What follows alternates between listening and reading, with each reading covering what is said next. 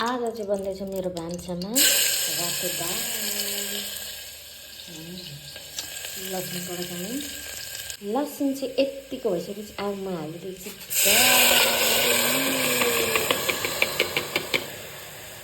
दालमा पनि सिटी लाग्यो, दाल पाक्यो।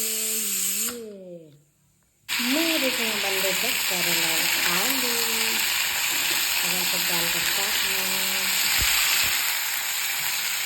हाम्रो चाहिँ खाना पनि रेडी भइसक्यो। यहाँ छ करेलाको अचार, प्राउन, करेला र आलुको फ्राई, अनि यहाँ छ पापड पनि कस्तो कालो कालो छ। म अहिले चाहिँ सबैलाई खाना पसिसक्यो। अब हामी चाहिँ खाना खान्छौँ।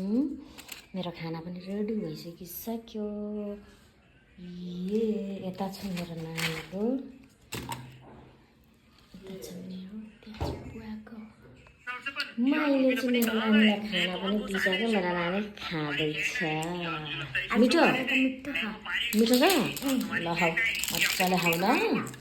बुवाले पनि खाना खान रेडी। बुवालाई पनि मैले खाना दिइसकिसकेँ। बुवा खाँदै हुनुहुन्छ। कस्तो लाग्यो त बुवा? खानु ल। यहाँ चाहिँ माइलीले खाँदैछ। खोर्सानी पिरो छैन अचार?